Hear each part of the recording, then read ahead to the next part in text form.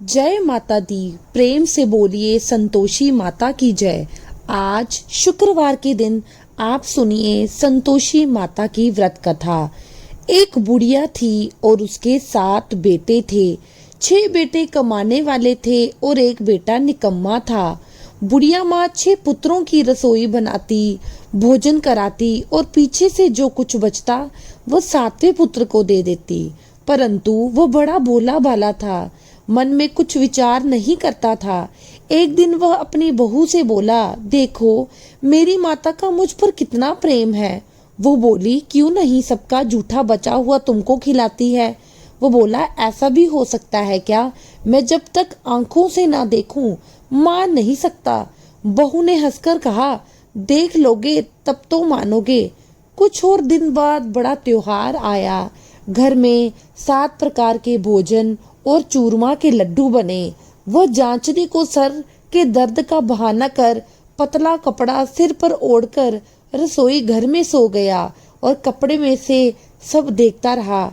6 भाई भोजन करने आए। उसने देखा माँ ने उनके लिए सुंदर सुंदर आसन बिछाए, 7 प्रकार की रसोई परोसी।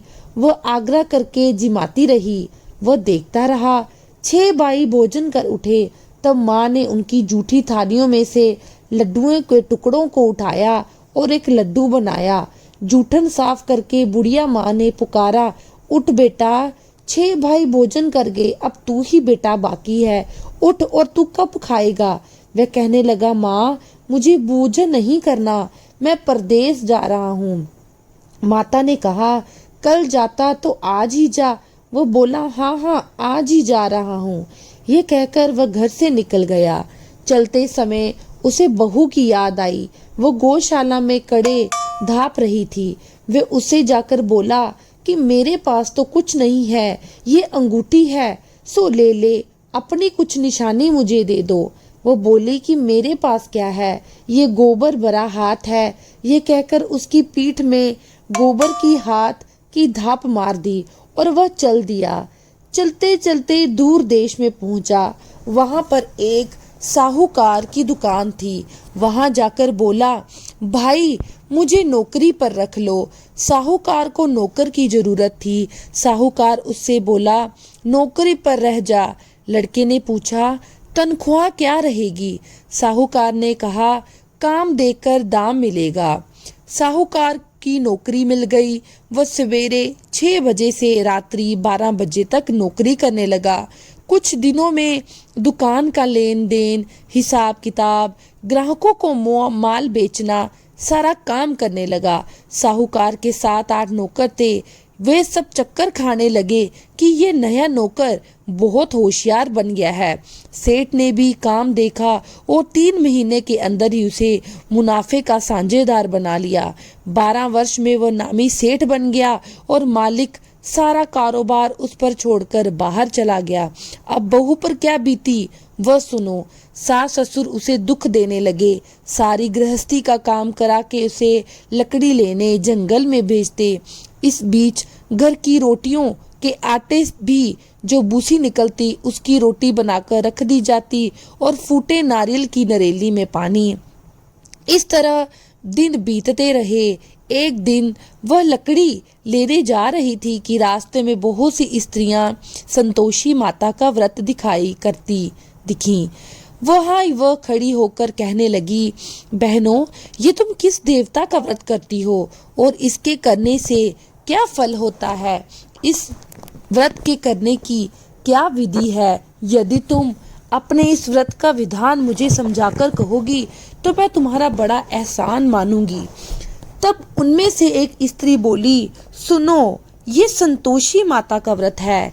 इसके करने से निर्धनता, दरिद्रता का नाश होता है, लक्ष्मी आती है, मन की चिंताएं दूर होती हैं, घर में सुख होने से मन को प्रसन्नता और शांति मिलती है, निपुत्री को पुत्र मिलता है, प्रीतम बाहर गया हो तो शीघ्र आता है, कुंवारी कन्या को मनपसंद वर मिलता है, राज दरबार में बहुत दिनों से मुकदमा चलता हो तो वो भी खत्म हो जाता है, कलह क्लेश की निवृत्ति हो, सुख शांति हो, घर में धन जमा हो, पैसा जायदाद का लाभ हो और जो भी मन में कुछ कामना हो वह सब इस संतोषी माता की कृपा से पूरी होती है। स्त्री कहने लगी, 1.25 आने का गुड़ चना लेना, इच्छा हो तो 5.25 आने का लेना या एक मेवे का भी सहूलियत के अनुसार ही लेना। बिना परेशानी, श्रद्धा और प्रेम से जितना भी बन सके सवाया लेना। 5.25 पैसे से 5.25 आना तथा इससे भी ज्यादा शक्ति और भक्ति के अनुसार ले लेना। हर शुक्रवार को निराहार रहकर कथा कहना और सुनना। इसके बीच क्रम टूटे नहीं, लगातार नियम का पालन करते रहना। सुनने वाला कोई ना मिले तो घी का दीपक जलाकर उसके आगे जल के पात्र को रखकर कथा कहना, परंतु नियम ना टूटे। जब तक कार्य सिद्ध ना हो नियम पालन करना और कार्य सिद्ध हो जाने पर व्रत का उद्यापन करना। 3 मास में माता फल पूरा करती है। यदि किसी के खोटे ग्रह हो तो भी माता 1 वर्ष में अवश्य कार्य सिद्ध करती है। कार्य सिद्ध होने पर ही उद्यापन करना चाहिए, बीच में नहीं करना चाहिए। उद्यापन में आई शेर आटे का खाजा तथा इसी अनुसार से खीर तथा चने का साग बनाना। 8 लड़कों को भोजन कराना। जहाँ तक मिले देवर, जेठ, भाई, बंधु, कुटुंब के लड़के लेना। ना मिले तो रिश्तेदारों और पड़ोसियों के लड़के बुलाना। उन्हें भोजन कराकर यथाशक्ति दक्षिणा देना और माता का नियम पूरा करना। उस दिन घर में कोई खटाई नहीं बनाना। यह सब सुनकर बुढ़िया की बहू वहां से चल दी। रास्ते में लकड़ी के बोझ को बेच दिया और उन पैसों से गुड़ चना लेकर माता के व्रत की तैयारी करने लगी। आगे चली और सामने मंदिर है। ये सुनकर माता के मंदिर में जाकर माता के चरणों में लौटने लगी। इसके बाद वह माँ से विनती करने लगी, हे माँ, मैं निपट मूर्ख हूँ, व्रत के नियम कुछ नहीं जानती हूँ, मैं बहुत दुखी हूँ। हे माता जग जननी, मेरे दुख दूर करो, मैं आपकी शरण में हूँ। माता को दया आई। एक शुक्रवार बीता कि दूसरे शुक्रवार को ही इसके पति का पत्र आया और तीसरे को उसका भेजा हुआ पैसा भी आ पहुंचा। यह देखकर जेठानी मुंह सिकोड़ने लगी। इतने दिनों में इतना पैसा आया, इसमें क्या बढ़ाव है। लड़के ताने देने लगे कि काकी के पास अब पत्र आने लगे, रुपए आने लगे, अब तो काकी की खातिर बढ़ जाएगी, अब तो काकी बुलाने से भी नहीं बोलेगी। बेचारी सरलता से ये कहती कि भैया पत्र आएगा, रुपए आएंगे तो हम सबके लिए अच्छा है। ऐसा कहकर आंखों में आंसू भरकर संतोषी माता के मंदिर में जाकर मातेश्वरी के चरणों में गिरकर रोने लगी। माँ, मैंने तुमसे पैसा नहीं मांगा, मुझे पैसे से क्या काम है, मुझे तो अपने सुहाग से काम है, मैं तो अपने स्वामी के दर्शन और सेवा मांगती हूँ। तब माता ने प्रसन्न होकर कहा, जा बेटी, तेरा स्वामी आएगा। ये सुनकर खुशी से वो बावली होकर घर जाकर काम करने लगी। अब संतोषी माँ विचार करने लगी, इस भोली पुत्री से मैंने कह तो दिया कि तेरा पति आएगा, पर आएगा कहाँ से, वो तो इसे स्वप्न में भी याद नहीं करता, इसे याद दिलाने मुझे ही आना पड़ेगा। इस तरह माता उस बुढ़िया के बेटे के पास जाकर स्वप्न में प्रकट होकर कहने लगी, साहूकार के बेटे, सोता है या जागता है। वह कहता है, माता सोता भी नहीं हूँ, जागता भी नहीं हूँ, बीच में ही हूँ, कहो क्या आज्ञा है। माँ कहने लगी, तेरा घर बार है या नहीं। वो बोला, मेरा सब कुछ है माता, माँ, बाप, भाई बहन, बहू, क्या कमी है। माँ बोली, पुत्र तेरी घरवाली कष्ट उठा रही है, माँ बाप उसे दुख दे रही हैं, वह तेरे लिए तरस रही है, तू उसकी सुध ले। वो बोला, हाँ माता, ये तो मुझे मालूम है, परंतु जाऊं कैसे, परदेश की बात है, लेन देन का कोई हिसाब नहीं, कोई जाने का रास्ता नजर नहीं आता, कैसे चला जाऊं। माँ कहने लगी, मेरी बात मान, सवेरे नहा धोकर संतोषी माता का नाम लेकर घी का दीपक जलाकर दंडवत कर दुकान पर जा बैठना। देख, तेरा लेन देन चुक जाएगा, जमा माल बिक जाएगा, सांझ होते होते धन का ढेर लग जाएगा। अब तो वह सवेरे बहुत ही जल्दी उठकर मित्र बंधुओं से अपने सपने की बात कहता। वे सब उसकी बात अनसुनी करके खिल्ली उड़ाने लगे। कहीं सपने भी सच होते हैं। एक बूढ़ा बोला, देख भाई, मेरी बात मान, इस तरह सांझ सच झूठ कहने के बदले देवता ने जैसा ही कहा है वैसा ही करना, तेरा क्या जाता है। अब बूढ़े की बात मानकर वह नहा धोकर संतोषी माता को दंडवत कर घी का दीपक जलाकर दुकान पर जा बैठता है। थोड़ी देर में वह क्या देखता है कि देने वाले रुपए लाए, लेने वाले हिसाब लाए, कोठी में भरे सामानों के खरीदार नगद में सौदा करने लगे। शाम तक धन का ढेर लग गया। मन में माता का नाम लेकर प्रसन्न होकर जन घर जाने के वास्ते गहना कपड़ा सामान खरीदने लगा। यहाँ के काम से निपटकर घर को रवाना हुआ। उधर बहू बेचारी जंगल में लकड़ी लेने जाती है, लौटते वक्त माता जी के मंदिर पर विश्राम करती है। वो तो उसका रोज रुकने का स्थान ही था। दूर धूल उड़ती देखकर वो माता से पूछती है, हे माता, ये धूल कैसे उड़ रही है, ये धूल कैसे उड़ रही है। माँ कहती है, हे पुत्री, तेरा पति आ रहा है। अब तू ऐसा कर, लकड़ियों के 3 बोझ बना ले। एक नदी के किनारे रख, दूसरा मेरे मंदिर पर और तीसरा अपने सिर पर रख। तेरे पति को लकड़ी का गड्ढा देकर मोह पैदा होगा। वह यहाँ रुकेगा, नाश्ता पानी बनाकर खाकर माँ से मिलने जाएगा। तो लकड़ी का बोझ उठाकर जाना और बीच चौक में गट्टा लाकर 3 आवाजें जोर से लगाना। लो सासू जी, लकड़ियों का गट्टा लाई हूँ, भूसे की रोटी दो, नारियल के खोपड़े में पानी दो। आज कौन मेहमान आया है। माँ की ये बात सुनकर वह बहुत अच्छा माता जी कहकर प्रसन्न मन होकर लकड़ियों के 3 गट्ठे ले आई। एक नदी के तट पर, एक माता के मंदिर पर रखा। इतने में ही वह मुसाफिर आ पहुंचा। सूखी लकड़ी देकर उसकी इच्छा हुई कि अब यहीं निवास करे और बोझा बनाकर खा पीकर गांव जाए। इस प्रकार भोजन बनाकर विश्राम लेकर गांव को गया। उसी समय बहू सिर पर लकड़ी का गट्टा लिए आती है। उसे आंगन में डालकर जोर से 3 आवाज देती है, लो सासू जी, लकड़ी का गट्ठा लो, भूसी की रोटी दो, नारियल के खोपड़े में पानी दो। आज कौन आया है। ये सुनकर उनकी सास अपने दिए हुए कष्टों को भुलाने हेतु कहती है, बहू ऐसा क्यों कहती हो, तेरा मालिक ही तो आया है। बैठ, मीठा भात खाकर कपड़े गहने पहन।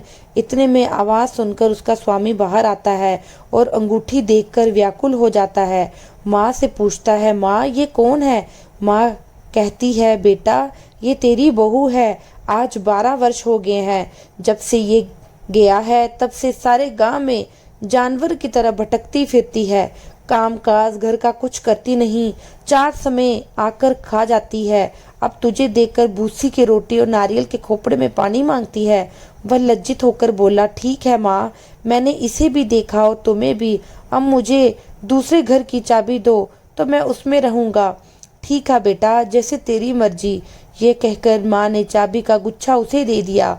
उसने लेकर दूसरे कमरे को खोलकर सारा सामान जमाया और एक दिन में ही वहां राजा के महल जैसा ठाट बाट बन गया। अब क्या था, वो सुख भोगने लगी। इतने में अगला शुक्रवार आया। उसने अपने पति से कहा, मुझे माता का उद्यापन करना है। उसका पति बोला, बहुत अच्छा, कर लो, अपनी खुशी से ये भी कर लो। तुरंत ही वह उद्यापन की तैयारी करने लगी।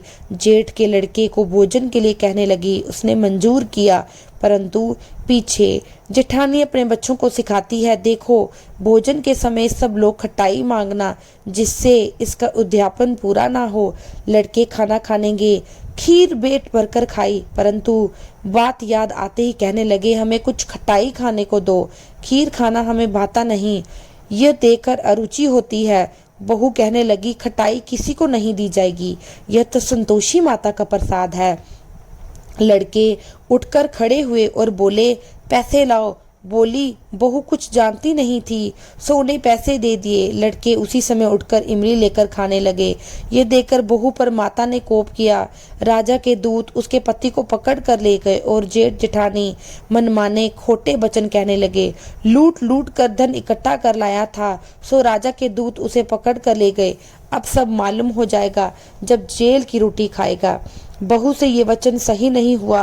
रोती रोती माता के मंदिर में आ गई और बोली, हे माता, तुमने ये क्या किया, हंसाकर क्यों रुलाती है। माता बोली, पुत्री, तूने उद्यापन करके मेरा व्रत भंग किया, इतनी जल्दी सब बातें भुला दी। वह कहने लगी, माता भूली तो नहीं हूँ, ना कुछ अपराध किया, मुझे तो लड़कों ने भूल में डाल दिया, मैंने भूल से उन्हें पैसे दे दिए, मुझे क्षमा करो माँ। माँ बोली, ऐसी भी कहीं भूल होती है। वो बोली, माँ मुझे माफ कर दो, मैं फिर तुम्हारा अध्यापन करूंगी। माँ बोली, अब भूल मत जाना। वो बोली, अब नहीं, भूल नहीं होगी माता। अब बताओ वे कैसे आएंगे। माँ बोली, जा पुत्री, तेरा मालिक तुझे रास्ते में ही आता मिलेगा। वह निकली, रास्ते में पति आता मिला तो उसने पूछा, तुम कहाँ गए थे। वे कहने लगा, इतना धन जो कमाया था उसका टैक्स राजा ने मांगा था, वह भरने गया था। वह प्रसन्न होकर बोली, अच्छा हुआ, अब घर चलो। कुछ दिन बाद फिर शुक्रवार आया। वो बोली, मुझे माता का उद्यापन करना है। पति ने कहा, कर लो। वो फिर जेठ के लड़कों से भोजन को कहने लगी तो जेठानी ने एक दो बातें सुनाई और लड़के को सिखा दिया कि तुम पहले ही खटाई मांग लेना। लड़के कहने लगे, हमें खीर खानी नहीं भाता, कुछ खटाई खाने को दो। बहू बोली, खटाई खाने को नहीं मिलेगी, खाना हो तो खाओ। यह कहकर ब्राह्मणों के लड़के लाकर भोजन कराने लगी। यथाशक्ति दक्षिणा की जगह एक एक फल उन्हें दिया। इससे संतोषी माता प्रसन्न हुई। माता की कृपा होते ही 9वें मास उसको चंद्रमा के समान सुंदर पुत्र प्राप्त हुआ। वह पुत्र को लेकर प्रतिदिन माता जी के मंदिर जाने लगी। माँ ने सोचा, यह रोज आती है, आज क्यों ना मैं ही इसके घर चलूं, इसका आसरा देखो तो सही। ये विचार कर माता ने भयानक रूप बनाया। गुड़ और चने से सना मुख, ऊपर से सूंड के समान होंठ, उस पर मक्खियां भिनभिना रही हैं। दहलीज में पैर रखते ही उसकी सास चिल्लाई, देखो कोई चुड़ैल डाकिनी चली आ रही है, लड़कों इसे भगाओ नहीं तो किसी को खा जाएगी। लड़के डरने लगे, चिल्लाकर खिड़की बंद करने लगे। बहू रोशन से देख रही थी, प्रसन्नता से पगली होकर चिल्लाने लगी, आज माता मेरे घर आई है। यह कहकर बच्चे को दूध पिलाने से हट जाती है। इतने में सास का क्रोध फूट पड़ा। वो बोली, इसे देखकर कैसे उतावली हुई जो बच्चे को पटक दिया। इतने में माँ के प्रताप से जहाँ देखो वहाँ लड़के ही लड़के नजर आने लगे। बहू बोली, माँ जी मैं जिनका व्रत कर रही हूँ ये वह संतोषी माता है। इतना कहकर झट से सारे घर के किवाड़ खोल दिए और सबने माता के चरण पकड़ लिए और विनती कर कहने लगे, हे माता, हम मूर्ख हैं, अज्ञानी हैं, तुम्हारे व्रत की विधि हम नहीं जानते। तुम्हारा व्रत भंग करके हमने बहुत बड़ा अपराध किया है। हे माता, बहू को जैसा फल दिया वैसा सबको देना। जो भी ये कथा पढ़ेगा या सुनेगा उसके सभी मनोरथ पूर्ण होंगे। प्रेम से बोलिए, संतोषी माता की जय। अगर आप सबको मेरी वीडियो पसंद आती है तो मेरे चैनल को लाइक, शेयर और सब्सक्राइब करना ना भूलें। जय संतोषी माता।